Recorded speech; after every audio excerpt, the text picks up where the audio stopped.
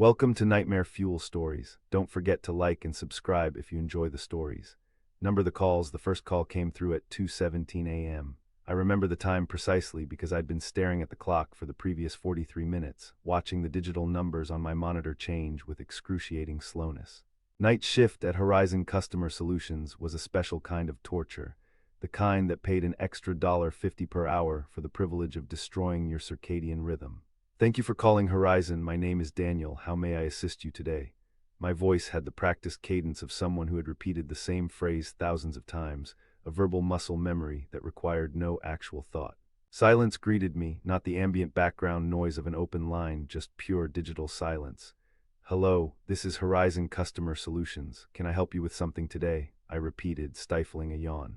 The silence continued for 3 more seconds before I heard it breathing. Slow and deliberate, like someone standing too close to their phone. Each exhale created a slight static burst in my headset. I can hear you breathing, I said, my customer service voice giving way to mild irritation. If you need assistance, you'll need to speak up. The breathing stopped abruptly. I know you, a voice whispered. It was low and raspy, with a strange, hollow quality that made the hairs on my arms stand up. I know what you did. I straightened in my chair. Excuse me, who is this? You shouldn't have answered. The voice was suddenly closer, as if the caller had pressed their lips directly against the receiver. Now I can find you. The line went dead. I pulled off my headset and placed it on my desk, rubbing my eyes. Prank calls weren't uncommon on the overnight shift. Bored teenagers, drunk college students, we got them all. But something about this one felt different. The voice had an unnatural quality that lingered in my mind. Everything okay over there? Melissa called from her cubicle 2 rows down. She was the only other person working the phones on this floor at this hour. The rest of the vast call center floor dark except for the security lights and the glow from our monitors. Yeah, just a weirdo, I called back, trying to sound casual. Probably some kid who should be in bed on a school night. I logged the call as a prank in our system and tried to shake off the uneasiness. Our call center handled customer service for dozens of different companies, everything from cable providers to online retailers. We were essentially digital mercenaries, trained to sound like we worked directly for whatever company the customer thought they were calling. The phone beeped again, another call coming through. Thank you for calling Horizon. My name is Daniel. How may I assist you today? Daniel, my name in that same raspy voice. My heart skipped. Who is this? I demanded, professional demeanor forgotten. You shouldn't have answered the first time. The voice was clearer now, but still wrong somehow, like multiple voices speaking in imperfect unison. I've been trying to reach you for so long. How did you get back to me? Calls are randomly routed through the system. My mouth had gone dry. The odds of getting the same agent twice in our massive call center were astronomically low. I always find what I'm looking for, Daniel, and I've been looking for you. I disconnected the call with trembling fingers and immediately checked the caller ID information on my screen. The field was blank, no number. No routing information. According to our system, the call had never happened. I pushed back from my desk and stood up, suddenly needing to move. The vast emptiness of the call center floor stretched out around me, rows of empty cubicles disappearing into shadow. During the day, this place hummed with hundreds of voices, the air thick with conversation. At night, it felt like a mausoleum. You okay? Melissa appeared at the entrance to my cubicle, coffee mug in hand. Her face showed genuine concern beneath the harsh glow of the fluorescent lights. You look like you've seen a ghost. I'm fine, I lied. Just got the same prank caller twice in a row somehow. That's weird, she frowned. System's supposed to prevent that. Yeah, well, tell that to the creep who just called me. I forced a laugh that sounded hollow even to my own ears. Probably some glitch. Want me to let Navin know? He's the IT guy on call tonight. No, it's fine. If it happens again, I'll report it. Melissa nodded and returned to her desk. I sat back down, staring at my dark screen reflection. The face that looked back at me seemed suddenly unfamiliar, pale and drawn, with shadows under the eyes that hadn't been there when my shift started at 10 p.m. The phone beeped again. My stomach clenched. Thank you for calling Horizon. My name is Daniel. How may I assist you today? My voice sounded strained even to my own ears. Daniel, the voice again, but different this time, softer, almost sad. Why did you do it? Do what? Who is this? I hissed, keeping my voice low so Melissa wouldn't hear. You know what you did at the lake house 3 summers ago. My blood turned to ice. The lake house. My uncle's property in northern Michigan, where I'd spent that weekend with friends. The weekend that had started with drinking games and ended with, no. There's no way this person could know about that. No one knew except the 4 of us who were there, and we'd sworn never to speak of it again. I don't know what you're talking about, I said, but my voice betrayed me, cracking on the final word. She's still there, Daniel. At the bottom of the lake, still waiting, still watching. The line went dead again. I ripped off my headset and slammed it down on the desk. This wasn't happening. It couldn't be happening. My hands were shaking so badly I could barely operate the mouse as I tried to check the call log. Again, no record of the call, no caller ID, no duration, nothing. The phone beeped. I stared at it, my heart hammering in my chest. The phone kept beeping, insistent, demanding to be answered. That's our job, after all. We answer when the phone rings. It's what they pay us for. I slowly put the headset back on and pressed the accept button. "Thank you for calling Horizon," I whispered, abandoning the script. "What do you want from me?" "Look behind you, Daniel." I spun around so quickly my chair nearly toppled over. Nothing was there except the beige fabric wall of my cubicle and a sad-looking potted plant I'd been neglecting for months. "There's nothing there," I said, turning back to my monitor. "Not there," the voice said, suddenly amused. Here, my monitor flickered, the customer service interface disappearing for a split second. In its place, I saw a face, pale, bloated, with dark hair floating around it like seaweed, eyes open and staring directly at me. I recognized her immediately. Allison, my friend's girlfriend who had come with us to the lake house, who had gotten too drunk, who had gone swimming after midnight despite our warnings, who had never resurfaced. The accident we had all agreed never to talk about, the body that was never found despite days of searching. The image disappeared as quickly as it had appeared, returning to the normal call center interface. I was on my feet without realizing I had stood up, my headset yanked from my head, dangling from its cord. "Daniel, what's wrong?" Melissa was standing at the entrance to my cubicle again, genuine alarm on her face. "Did you see that?" I gasped, pointing at my monitor, which now showed nothing but our normal customer service portal. "See what?" She looked confused. On my screen there was I stopped. How could I explain what I'd seen without explaining everything else? "Never mind, I think I'm just tired. Maybe you should take a break," she suggested. "Go splash some water on your face or something. I'll cover your calls for a few minutes." I nodded gratefully and headed for the restroom, trying to steady my breathing. The call center at night was eerie, a massive open floor with only emergency lighting illuminating the maze of cubicles. My footsteps echoed as I walked, and I couldn't shake the feeling that other footsteps were echoing just behind mine, slightly out of sync. In the bathroom, I splashed cold water on my face and stared at my reflection in the mirror. I looked terrible, pale and sweaty, with dark circles under my eyes. "Get it together," I muttered to myself. "It's just a prank, someone's messing with you." But how did they know about Allison? How did they know about the lake house? We had all sworn to take that secret to our graves. The official story was that she had wandered off into the woods drunk and gotten lost. Search and rescue had combed those woods for days before giving up. Her parents still put up missing person flyers every year on the anniversary. The guilt had eaten at me for 3 years, not because I had done anything directly, I hadn't, but because we had all been too drunk, too careless. We should have stopped her from going swimming. We should have called for help sooner instead of panicking and waiting until morning, hoping she would somehow turn up. I dried my face with a paper towel and took a deep breath. 4 more hours until my shift ended. I could make it. I would ask to be transferred to day shift tomorrow, make up some excuse about health issues or insomnia. When I returned to my desk, Melissa gave me a concerned look but didn't say anything. I forced a smile and sat down, putting my headset back on. The phone beeped almost immediately. I hesitated, my finger hovering over the accept button. What choice did I have? This was my job. I had bills to pay, rent due next week. I couldn't just stop answering calls because I was spooked. I pressed the button. "Thank you for calling Horizon. My name is Daniel. How may I assist you today?" Nothing but the sound of water. Gentle lapping like waves against a shore, then faintly a voice. "Help me, Daniel, I'm so cold down here." It was Allison's voice. I recognized it instantly, though I hadn't heard it in 3 years. The same slightly husky tone, the same way she pronounced my name with emphasis on the first syllable. "This isn't funny," I said, my voice shaking. "Whoever you are, whatever sick game you're playing, it stops now." "No game, Danny." Only Allison had ever called me Danny. "Just the truth you've been running from. You let me die." "It was an accident," I whispered, tears stinging my eyes. "We were all drunk. We didn't know you'd gone swimming until it was too late." "Liar," the voice hissed, suddenly angry. "You watched me drown, all of you. You stood on the dock and watched me struggle, and then you made a pact to lie." "That's not what happened," I was almost shouting now.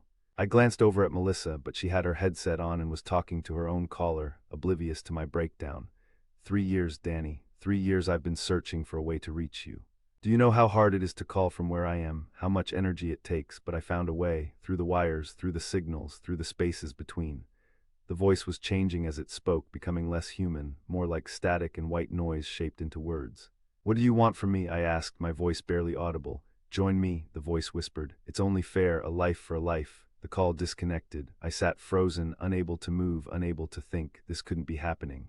It had to be some elaborate prank. Someone had found out about what happened at the lake house and was torturing me with it. But how? We had never told anyone. The four of us had made a blood pact, cutting our palms with a pocket knife and pressing them together, swearing to take the secret to our graves. Unless one of them had broken the pact. Maybe Jason, who had always been the most guilt-ridden of us all. Or Chris, who had been dating Allison at the time and had spiraled into depression after her disappearance. Or Megan, who had moved to California right after and cut contact with all of us. I pulled out my phone and texted Jason, "Hey, weird question, but have you told anyone about what happened at the lake house?" I waited, watching the screen. 3 dots appeared indicating he was typing a response. Then they disappeared, then appeared again. Finally a message, "Why are you asking about this at 3 a.m.? Before I could respond, my work phone beeped again. Another call. I stared at it, paralyzed with dread. I couldn't answer, I wouldn't. The beeping continued, insistent. Standard protocol was that calls had to be answered within 3 rings. I was already breaking the rules. "Screw it," I muttered and pressed the accept button. "Thank you for calling Horizon. My name is Daniel. How may I assist you today?" The words came out automatically, a defense mechanism against the horror that was unfolding. "Daniel, it's Jason." My heart skipped a beat. "Jason, how did you call me here? How did you get this number?" "I didn't call you, man. What are you talking about?" His voice sounded wrong, distant and hollow, like he was speaking through a long tube. "You just texted me and now you're calling me at work. How did you get this number?" "Daniel, listen to me." Jason's voice was urgent now. "I didn't text you. I can't text you. I'm dead." My blood ran cold. "What are you talking about? I killed myself last year, Daniel. You came to my funeral. You were a pallbearer." I shook my head, though there was no one to see the gesture. "No, that's not true.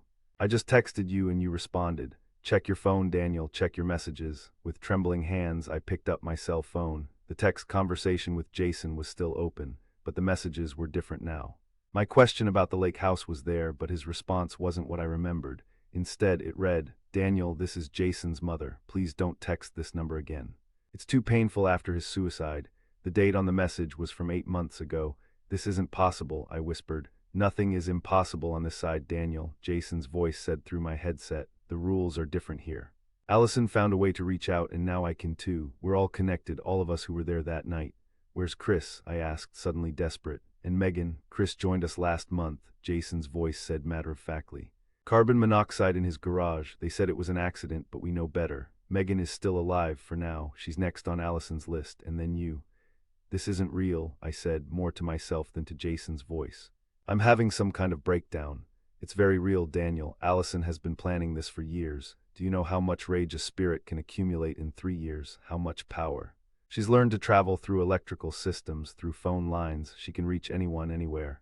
As if on cue, the overhead lights flickered, once, twice, then steadied. "She's coming for you tonight, Daniel. She's already in the building." The call disconnected. I ripped off my headset and stood up, knocking my chair backward. This wasn't happening. It couldn't be happening. I needed to get out of here, needed fresh air, needed to wake up from whatever nightmare I was trapped in. "Daniel, what's going on?" Melissa was standing again, looking genuinely alarmed now. "I need to go," I said, already grabbing my jacket. "Family emergency. Can you cover for me?" "Sure," but I didn't wait for her to finish. I was already running toward the elevators, punching the down button repeatedly. The display showed the elevator was on the ground floor, not moving. I hit the button again, harder this time, as if that would make it come faster. My phone buzzed in my pocket, a text message. I pulled it out, already knowing what I would see. "Unknown number. You can't leave, Danny. I'm already here." The elevator dinged and the doors slid open, empty. I stepped inside and pressed the button for the lobby, watching the doors close with agonizing slowness. As they finally shut, I caught a glimpse of something in the reflective surface, a pale face behind me, dark hair dripping water. I spun around. The elevator was empty. My heart was pounding so hard I could feel it in my throat. The elevator began its descent from the 12th floor, the numbers on the display counting down with excruciating slowness. 12. 11, 10, my phone buzzed again. Unknown number, going down. 9, 8, 7. The lights in the elevator flickered, and for a brief moment I was in complete darkness. When they came back on, the elevator walls were dripping with water. A puddle was forming at my feet. 6, 5, 4. Another text. Unknown number. I've waited so long for this moment. 3, 2. The elevator jerked to a halt between floors. The lights flickered again, then went out completely. In the darkness, I heard the sound of water dripping, growing louder by the second. "Please," I whispered to the darkness. "It was an accident. We didn't mean for you to die, but I did die, Danny." Her voice came from everywhere and nowhere, no longer needing a phone to reach me. I died while you all watched from the dock. You could have saved me. You chose not to. That's not true, I shouted into the darkness. We were drunk. We didn't realize you were in trouble until it was too late. Liar, the voice roared and the elevator shook violently. I screamed for help. I called your names. You all stood there and watched me drown because you were afraid of getting in trouble for the drugs, for the drinking. You valued your futures over my life. The accusation hit me like a physical blow because there was truth in it. We had hesitated. We had been afraid of the consequences. By the time we realized the severity of the situation, it was too late. I'm sorry, I whispered, tears streaming down my face. I'm so sorry, Allison. The emergency lights came on, bathing the elevator in a dim red glow. I wasn't alone anymore. She stood in the corner just as I remembered her from that night, wearing a white sundress, now soaked and clinging to her body. Her skin was pale and bloated, her lips blue, dark hair hung in wet ropes around her face. Water pooled at her feet, spreading across the elevator floor. Sorry isn't enough, Danny. Her voice was gentler now, almost sad. Justice requires balance, a life for a life. Please, I begged. I have a family, a little sister who depends on me. I had a family too, she said, taking a step toward me. Water sloshed around her feet. Parents who still put up missing posters every year. A little brother who cries on my birthday. They never found my body, Danny. They never had closure. What do you want me to do? I asked, pressing myself against the elevator wall, trying to get as far from her as possible. Tell the truth, go to the police. She smiled, a terrible sight on her bloated face. It's too late for that. Jason and Chris have already paid their debts. Now it's your turn. She reached out a pale, waterlogged hand. Come with me, Danny. Come see what it's like beneath the surface. The elevator filled with water with impossible speed, pouring from the ceiling, gushing from the walls. In seconds it was at my knees, then my waist. I pounded on the elevator doors, screaming for help, but the water kept rising. To my chest, my shoulders, my chin. As the water closed over my head, I felt her cold hands on my shoulders, pulling me down. Through the murky water, I could see her face inches from mine, her eyes wide and unblinking, her mouth open in a silent scream. This was how she had felt in her final moments, terrified, betrayed, alone. The elevator lights flickered one last time, then went out completely. In the darkness, I heard her voice one final time, clear as if we were standing in open air. Now you understand, Danny. Now you know what it feels like. I stopped fighting. What was the point? There was no escape from this judgment, no appeal to this sentence. I had carried the guilt for 3 years. Perhaps this was the only way to find peace. As consciousness began to fade, my phone lit up in my pocket, illuminating the water around me with a ghostly blue glow. One final message, unknown number, see you on the other side. The water filled my lungs and darkness took me. I woke up coughing violently, water spewing from my mouth onto the elevator floor. The emergency lights were on and alarms were blaring. The elevator doors were open and paramedics were kneeling beside me. He's back, one of them shouted. We've got a pulse. I was alive. Somehow, impossibly, I was alive. What happened? I gasped between coughs. Elevator malfunction, a paramedic explained, placing an oxygen mask over my face.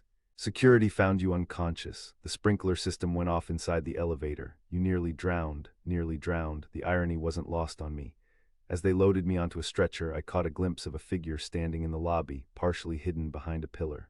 A woman in a white dress, dripping wet. She raised her hand in a small wave, then disappeared. My phone buzzed in my pocket. With trembling fingers, I pulled it out. Unknown number. This isn't over, Danny. I just wanted you to know how it feels. Next time, you won't come back.